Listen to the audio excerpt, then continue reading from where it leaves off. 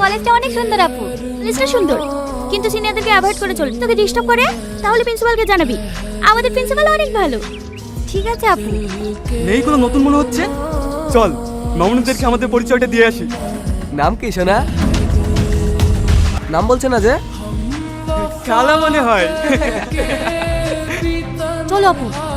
মালটা তো দেখছি অনেক ঝাঁক। হ্যাঁ, নতুন তো তাই তোকে চিনতে পারিনি। চ।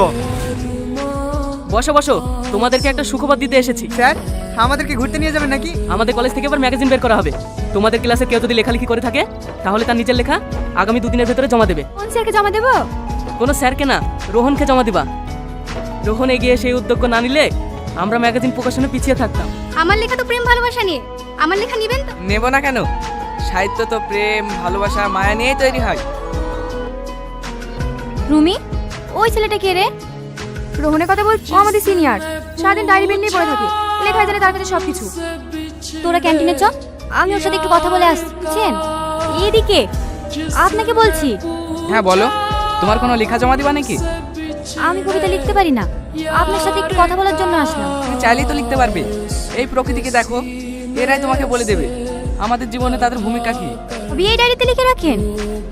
হ্যাঁ, মনে কোনো কথা ভেসে আসলে সব এই ডায়েরিতেই বন্দি করে রাখি। আপনার মনের কথা আমি পড়তে পারি না? মানে? আপনার ডায়েরিটা একটু আমাকে দেবেন, যদি লেখাগুলো পড়ে আমি কিছু শিখতে পারি। ডায়েরি? হ্যাঁ, পড়ে কালকে আপনাকে দিয়ে দেবো।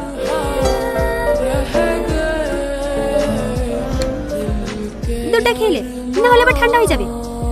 ওখানে রেখে দাও, আমি একটু পরে খাচ্ছি। মামনি, এখানে কার জন্য দাঁড়িয়ে আছো? যার জন্য দাঁড়িয়ে থাকি আপনাকে দেখতে হবে না। সেদিন তো না আমরা বলে চলে গেলে, আজকে অত সহজে যেতে দেবো না। আপনি এখান থেকে যাবেন না প্রিন্সিপালকে ডাকবো? না না, প্রিন্সিপালকে আমার প্রিন্সিপালকে ভীষণ ভয় লাগে। একটু কাছে এসে দূরে যাচ্ছে কেন?